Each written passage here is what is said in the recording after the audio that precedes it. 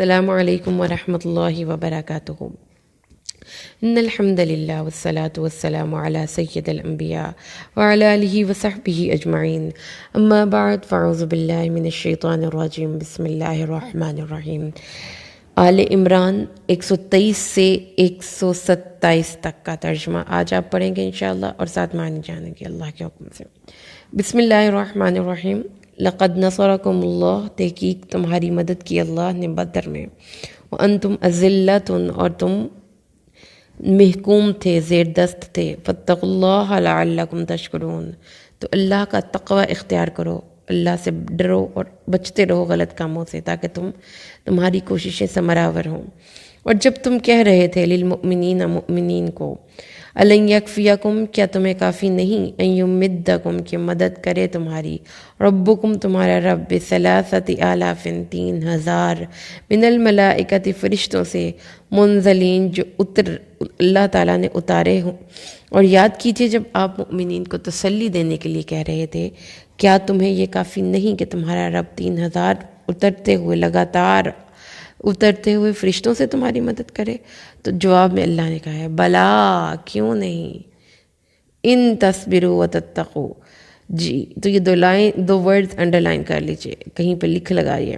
اگر تم صبر کرو گے اور پرہیزگاری اختیار کرو گے، اگر تم ثابت قدم رہو گے اور پرہیزگاری اختیار کرو گے، وَيَأْتُوكُم مِّن فَوْرِهِمْ هَٰذَا، اور تم پر یہ کافر یکبارگی میں حملہ کر دیں، يُمْدِدْكُمْ رَبُّكُمْ بِخَمْسَةِ آلَافٍ مِّنَ الْمَلَائِكَةِ مُصَوِّمِينَ، 5000 ان فرشتوں کو جن پہ اللہ نے نشان لگائے ہوئے ہوں گے، وہ خاص فرشتے صرف تمہاری مدد کے لیے آسمان سے اتریں گے۔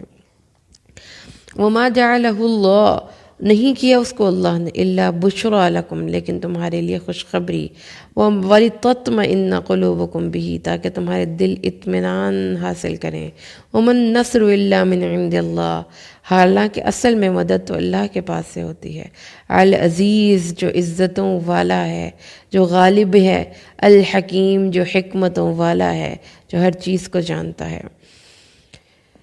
لیقطع، یہ کیوں ہوا؟ تاکہ کاٹ ڈالے، طرفاً، جڑ، من الذین کفروا، کافروں کے گروہ کی جڑ کاٹ ڈالے، او یکبتہم، یا ان کو ہلاک کر دے، فینقلبوا، تو وہ لوٹ جائیں، خائبین، ذلیل و خوار ہو کر۔ آیات مقدسہ کا بامحاورہ ترجمہ سماعت فرمائیے۔ اعوذ باللہ من الشیطان الرجیم، بسم اللہ الرحمن الرحیم۔ البتہ تحقیق اللہ نے بدر میں بھی تمہاری مدد کی ہے، حالانکہ تم کمزور تھے، سو تم اللہ سے ڈرتے رہو تاکہ تمہاری کوششیں ثمرآور ہوں۔ اور وہ وقت بھی یاد کیجئے جب آپ مؤمنین سے فرما رہے تھے، کیا تمہارے لیے کافی نہیں کہ تمہارا رب 3000 لگاتار اترتے ہوئے فرشتوں سے تمہاری مدد کرے؟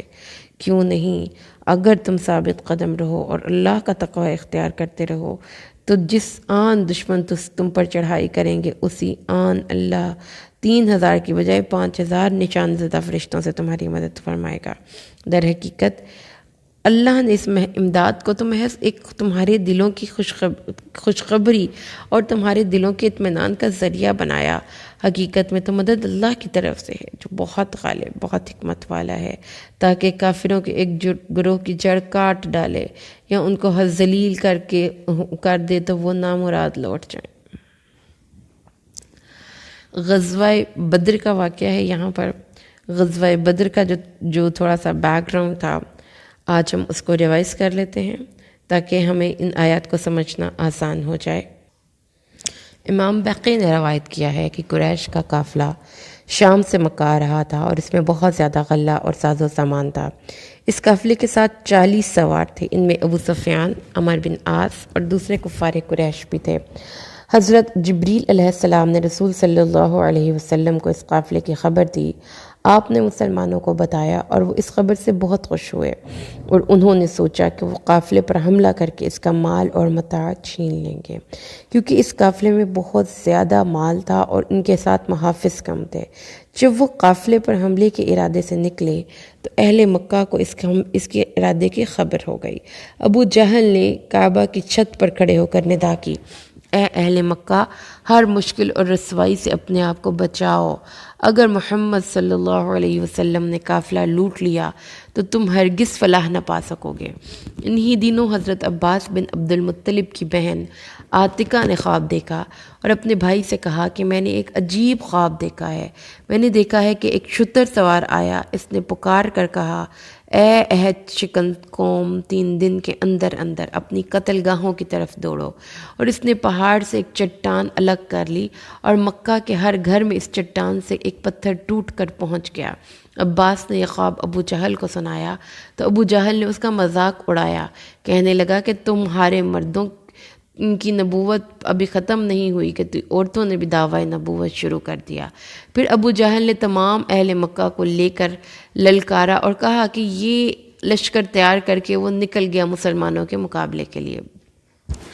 یہ ایک بہت بڑا لشکر تھا، اور جب ابو جہل کو یہ بتا دیا گیا کہ ابو سفیان نے کے قافلے کا خطرے سے باہر نکل آیا ہے اور ساحل کا محفوظ راستہ اختیار کر لیا ہے، لہٰذا اب لوگ واپس ہو جائیں مکہ کی طرف، تو اس نے کہا، خدا کی قسم یہ تو کبھی نہیں ہو سکتا، حتیٰ کہ ہم اپنے اونٹوں کو ذبح کریں، شراب پئیں، ہماری باندیاں آلات موسیقی کے ساتھ گانا گائیں، اور تمام قبائل عرب کو ہمارے نکلنے کی خبر ہو اور دھاک بیٹھ جائے، اور نبی کریم صلی اللہ علیہ وسلم اور کہ اصحاب نے ہر چند کے قافلے کو نہیں لوٹا، لیکن وہ اگلی دفعہ کے لیے اس کا ہمارے ساتھ چھیڑخانی کرنے سے باز رہے۔ اور اس طرح سے پھر اس نے کہا، کیونکہ بدر کے میدان میں ایک ہر سال قافلہ لگتا تھا، وہاں پہ کنویں کا نام بدر تھا، تو حضرت جبریل امین رسول صلی اللہ علیہ وسلم پر نازل ہوئے، کہنے لگے، اے محمد، اللہ نے آپ سے 2 گروہوں میں سے ایک گروہ کا وعدہ فرمایا، تجارتی قافلہ یا لشکر قریش۔ نبی کریم نے اپنے صحاب سے مشورہ کیا اور فرمایا، قریش مکہ ہر مشکل اور ہر مصیبت کا چیلنج قبول کر کے مکہ سے نکل کر تمہارے قریب آ پہنچے ہیں۔ تمہارے نزدیک تجارتی قافلے پر حملہ کرنا زیادہ پسندیدہ ہے کہ ان سے جنگ کرنا؟ تو کچھ صحابہ کی رائے تھی کہ ہم قافلے پہ ہی حملہ کرتے ہیں، جس کو دیکھ کر رسول صلی اللہ علیہ وسلم کا چہرہ مبارک متغیر ہو گیا، آپ کے چہرے کا رنگ بدل گیا، یعنی آپ کو ناگوار محسوس ہوا۔ آپ نے فرمایا، تجارتی قافلہ تو ساحل سمندر کے راستے مکہ کی طرف روانہ ہو چکا، اور اب تو وہ تمہاری حملے کے خطرے سے محفوظ ہے۔ ادھر ابو جہل اپنے لشکر کے ساتھ تمہارے سر پر پہنچ چکا ہے۔ تو صاحب نے کہا، یا رسول اللہ یا رسول اللہ، قافلے کا پیچھا کیجیے اور دشمنوں کو چھوڑیے۔ جب نبی کریم غضبناک ہوئے تو حضرت ابو بکر، حضرت عمر نے اچھی اچھی باتیں کہیں، لیکن اللہ کے نبی انصار کا ویو پوائنٹ لینا چاہتے تھے۔ تو پھر حضرت سعد بن عبادہ کھڑے ہوئے اور کہا کہ آپ وہی کام کیجئے جس کا اللہ نے آپ کو حکم دیا، اور آپ جو بھی ارادہ کریں گے ہم آپ کے ساتھ ہیں۔ اللہ کی قسم، اگر آپ عدن کی طرف بھی روانہ ہوئے تو انصار میں سے کوئی شخص بھی پیچھے نہیں ہٹے گا۔ پھر حضرت مقداد بن امن نے بھی یہی فرمایا، جو آپ کو اللہ نے حکم دیا ہے کر گزریے۔ ہم بنو اسرائیل کی طرح نہیں جنہوں نے موسیٰ کو کہا تھا، جاؤ تم اور تمہارا رب لڑو، ہم تو یہاں پہ بیٹھے ہوئے ہیں۔ پھر رسول صلی اللہ علیہ وسلم مسکرائے، آپ نے فرمایا، اللہ کی برکت سے روانہ ہو، بے شک میں کافروں کی قتل گاہیں دیکھ رہا ہوں۔ آئیے اب اس قصے سے اپنی پریکٹیکل لائف ریلیٹڈ لیسنس نکالتے ہیں۔ سب سے پہلا جو ہم نے دیکھا، رسول صلی اللہ علیہ وسلم کی زندگی میں اور مومنین کی زندگی میں ایک ایسا موڑ آ گیا کہ وہ گھر سے نکلے تھے ایک تجارتی قافلے پر حملہ کرنے کے لیے، لیکن اچانک ہی جنگ سر پر مسلط کر دی گئی۔ اب اس جنگ میں جو سچویشن تھی وہ اتنی سخت تھی، اتنی پریکیریس تھی، ان کو سمجھ نہیں آ رہی تھی، نا انسرٹن سچویشن تھی کہ اب ان کو یہ سمجھ نہیں آ رہی کہ اب وہ کیسا ریاکشن کریں۔ کچھ لوگوں نے ہمت ہار دی، کچھ لوگ بہت ڈر گئے، کیونکہ قرآن پاک میں سورۃ الانفال میں اللہ تعالیٰ فرماتا ہے کہ انما یساقون الی الموت، وہ اس طرح سے جنگ کی طرف جا رہے تھے کہ بہت جل قدموں سے اور بزدلی کے ساتھ، جیسے کہ وہ ان کو اپنے سامنے ان کو نظر آ رہی ہے موت۔ تو اس صورتحال میں جب رسول صلی اللہ علیہ وسلم کا جو ریئیکشنز ہیں وہ ہم لوگوں کے لیے مشعل راہ ہیں۔ زندگی میں انسرٹن سچویشنز کا آ جانا یہ ہماری چوائس کبھی بھی نہیں ہوتی۔ ہم میں سے کبھی بھی کوئی شخص بیمار ہونا پریشان ہونا، ناکام ہونا اور دوسرے اپنی محنتوں کو ضائع ہوتے دیکھنا اس کو نہیں اچھا لگتا. لیکن ایسی چیزیں بھی تو زندگی میں ہوتی ہیں. آپ اپنی لائف کی پلاننگ میں ان چیزوں کو تو کبھی بھی نہیں رکھتے. تو یہ ایک ایسی سچویشن تھی مسلمانوں کے سامنے جو کہ ایک سمبل ہے ایسی ہزاروں سچویشنز کا جو دنیا میں ہزاروں لوگوں کے ساتھ رونما ہو سکتی ہیں. کسی کی جاب چلی جائے، کسی کا کاروبار تباہ ہو جائے، کسی کی فیکٹری کو آگ لگ جائے، کسی کی محنتیں برباد ہو جائیں، کسی کو ڈائیورس ہو جائے. تو جو آپ نے ایک بہت انسرٹن سچویشن میں جا کے کھڑے ہو گئے. اب نیگیٹیوز تھے نا، دو نیگیٹیو کانفلکٹ آ گئی نا وہاں پہ، دو نیگیٹیو چیزوں میں سے ایک نیگیٹیو کا انتخاب کرنا تھا. تو مسلمان چاہ رہے تھے کہ کم نیگیٹیو کا انتخاب کریں، لیکن ان کو زیادہ نیگیٹیو کا انتخاب کرنا پڑا، یعنی کہ جنگ. اب یہاں پر رسول صلی اللہ علیہ وسلم کے ریئیکشنز میں سب سے پہلا تو کیا ہے، آپ صلی اللہ علیہ وسلم نے اپنی ٹیم کا مورال اسپرٹس ہائی کی. کیسے؟ آپ نے فرمایا کہ کیا تمہیں کافی نہیں تمہارا رب تمہاری 3000 فرشتوں سے مدد کرے جو جن پہ نشان لگے ہوئے ہیں اور لگاتار آ رہے ہیں. یعنی آپ صلی اللہ علیہ وسلم نے کسی کو آر نہیں دلائی بزدلی پر. یہ نہیں کہا کہ یہ کون سا طریقہ ہے، تمہارا ایمان ہی نہیں ہے، تم توکل کے راستے پر نہیں چل رہے. جب ایک ہیومن ایموشنز ہوتے ہیں تو کوئی انسان ان ایموشنز میں زیادہ چلا جاتا ہے، کوئی انسان جلدی اس میں سے باہر نکل آتا ہے. لیکن ایموشنز تو ہیں نا، خوف کے، بزدلی کے اور یہ اپریہنشنز کے، پتہ نہیں کیا ہوگا ہمارے ساتھ. تو اس صورت میں جو لیڈر ہوگا وہ یہ نہیں کرے گا کہ لوگوں کو پکڑ دکڑ کر اور ڈانٹ کر جو ہے وہ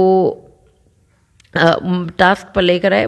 یہ پیار سے ڈیل کرنا ہے اور ان کی نفسیاتی کیفیت کو فیل کرتے ہوئے، سمجھتے ہوئے رسول صلی اللہ علیہ وسلم نے ان کو ایک بہت اچھی تسلی دی کہ دیکھو تمہارا رب تو تمہارے ساتھ ہے نا، تو وہ تمہاری 3000 فرشتوں سے مدد کرے گا جو لگاتار ایک دوسرے کے بعد آ رہے ہوں گے. تو آگے اللہ تعالیٰ نے فرمایا ہاں کیوں نہیں. اللہ تعالیٰ نے اپنے نبی کے اس قول کی تائید کی اور پھر اس کو ایک شرط باندھ دی کہ مدد تو آئے گی، فرشتے بھی آئیں گے، لیکن ہر ایک کے ساتھ نہیں آئیں گے. تصبروا وتتقوا. تو جیسا ہم نے قرآن پاک میں جب توکل کو پڑھا تھا تو ہم نے یہ دیکھا تھا کہ زندگی میں گزارنے کے کچھ اصول ہیں، کچھ رولز ہیں جو کہ اللہ تبارک و تعالیٰ نے زندگی کو چلانے کے رکھے ہیں. جیسا کہ لکڑی پانی میں نہیں ڈوبتی، لوہا ڈوب جاتا ہے. تو یہ اصول طبعی اصول ہیں، روشنی کی سپیڈ، اس کے بعد باقی چیزیں، کیمیکل ریئیکشنز. تو یہ سارے ایک جو رولز ہیں، جو اصول ہیں، ان اصولوں کے تحت ہی دنیا چلتی ہے. تو بالکل ایسے ہی فرشتوں سے مدد، اللہ کی مدد کے آنے کے بھی کچھ اصول ہیں. بلا ان تصبروا وتتقوا. پرہیزگاری یعنی کہ تقوی، اللہ سے خوف کی روش نہیں چھوڑنی اور کالے نہیں پڑنا. ٹھیک ہے، مطلب جلدی نہیں، متلون مت، ہائے اللہ یہ کیوں نہیں ہو رہا. صبر سے کام لینا ہے، ثابت قدم رہنا ہے. جس مقصد پہ آپ چل رہے ہیں چلتے رہیں اللہ کی مدد کے بھروسے پر. اللہ کی مدد آئے گی. اللہ کی مدد بے شک فوری طور پر نہ آئے لیکن آتی ہے. جو صابرین ہوں گے وہ اللہ کی مدد پہ خوش ہو جائیں، کیونکہ قرآن پاک کے اس مقام پر اللہ نے بتایا. ہاں 3000 فرشتوں سے مدد کرے گا. احادیث کی کتابوں میں ہے کہ فرشتے بھی آئے تھے، لٹرلی آئے تھے. کچھ صحابہ نے ان کو آبزرو کیا، کچھ لوگوں نے ان کو دیکھا. لیکن ہم اگر دیکھیں نا تو فرشتے سے مراد یہاں پر یہ ہے کہ انسرٹنٹی اور غیر یقینی سچویشن میں غیر معمولی نتائج، یعنی آپ کی عقلیں حیران ہو جاتی ہیں ایسے نتائج، اور ایسا لگتا ہے کہ جیسے کسی فرشتے نے ہی آپ کی مدد کی تھی. تو اللہ تعالیٰ نے دیکھیں ہماری زندگی میں ایسے لوگ، آپ سب لوگ جتنے بھی لوگ مجھے سن رہے ہیں، آپ یقین کبھی نہ کبھی کوئی نہ کوئی ایسا ایونٹ یاد کریں کہ جب آپ بہت زیادہ دل سے اللہ سے دعا کی تو اچانک ہی کوئی بندہ آ گیا جس نے آپ کی ہیلپ کر دی. کبھی آپ کسی کام میں پھنس گئے، آپ لائن میں لگے ہوئے تھے، آپ کا کارڈ، شناختی کارڈ نہیں بن رہا تھا، آپ نے کہا یا اللہ میں تھک گئے ہوں، کسی بندے کو بھیج. اتنی قریب ہو کہ آپ نے اللہ نے آپ کے سونے کے آپ کا فوراً کوئی آ گیا آپ کو وہ لے گیا. تو اس طرح سے زندگی میں ہوتے ہیں ایسے لوگ، اور وہ کہاں سے آتے ہیں، وہ کون بھیجتے ہیں ہمیں نہیں پتہ ہوتا. لیکن اللہ فرماتا ہے فرشتوں کا نزول بھی ہوتا ہے، اور فرشتے بھی اللہ کے مومن بندوں کی مدد کرتے ہیں. اس یقین کو اپنے پلے سے باندھ لیجئے، صبر اور تقوی. اس کے بعد اللہ تعالیٰ نے فرمایا تم کہہ رہے ہو 1000، میں 3000، میں 5000 بھیجوں گا. ٹھیک ہے.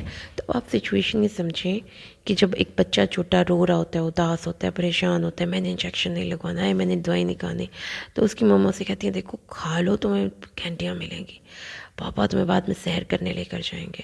تو اس کی بات کو اس کے پاپا یس کہتے ہیں، ہاں ہم سیر بھی کریں گے اور ساتھ ہم آئس کریم بھی کھائیں گے، ہم جھولے بھی لے کر آئیں گے. تو اللہ تعالیٰ نے اس طریقے سے ڈیل کیا ہے ان کو پیار سے کہ ہاں کیوں نہیں، فرشتے بھی آئیں گے اور 3 نہیں 5000 آئیں گے.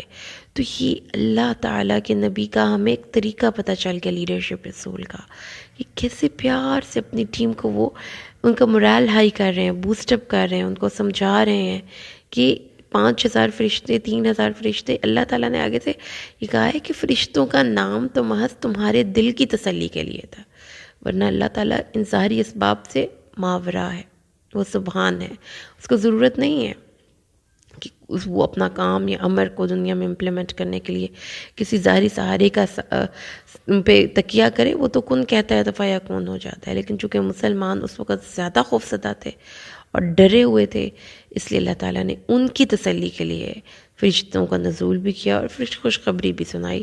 ورنہ اللہ کو ان چیزوں کی حاجت نہیں. اللہ تعالیٰ نے فرمایا کیوں نہیں، اور یہ تو صرف تمہارے دل کی تسلی کے لیے تھا، ورنہ مدد اللہ کے پاس اور جو غالب ہے اور حکمت والا ہے. اور ایسا کیوں ہوا؟ کیونکہ اللہ تعالیٰ ظاہری اسباب کے تحت دکھانا چاہتا تھا کہ کون حق پر ہے اور کون باطل پر ہے، اور یہ دکھانا چاہتا تھا کیونکہ حدیث میں آتا ہے کہ جب ابو جہل وہاں سے نکلنے لگا تو اس نے خانہ کعبہ کا غلاف پکڑ کر کہا کہ یا اللہ آج اس جنگ میں جو گروہ حق پر ہے اس کو فتح دے اور جو باطل ہے اس کو شکست دے. کیونکہ وہ اپنے ان باطل عقائد میں اتنا کانفیڈنس تھا ان کے پاس کہ وہ سمجھتے تھے کہ ہم درست ہیں، نبی کریم صلی اللہ علیہ وسلم نعوذ باللہ غلط ہیں. تو پھر جب ان کو شکست فاش ہوئی تو پھر اللہ نے قرآن پاک میں نازل کی آیات، ان تستفتحوا فقد جاءکم الفتح، اگر تم اب اللہ کا فیصلہ چاہ رہے تھے نا، تم دعا کر کے آئے تھے، تو دیکھو تمہارے پاس فیصلہ آ چکا، جو حق پہ گروہ تھا اس کو فتح ملی.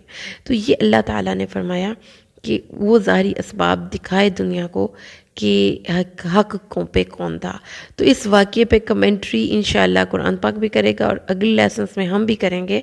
جو آج ہم نے سیکھا وہ یہی تھا کہ رسول صلی اللہ علیہ وسلم ایز اے لیڈر بہت ہی زبردست کیریکٹر کے ساتھ دنیا کے سامنے آئے، اور اس لیڈر نے اپنی ٹیم کو کتنے پیار سے ڈیل کیا. تو اللہ سے دعا کریں اللہ قرآن کو سمجھ کر پڑھنے، اس پر عمل کرنے کی ہم سب کو توفیق نصیب فرمائے. آمین. بارک اللہ لی ولکم فی القرآن الحکیم ونفعنی و ایاکم بالآیات والذکر الحکیم. السلام علیکم.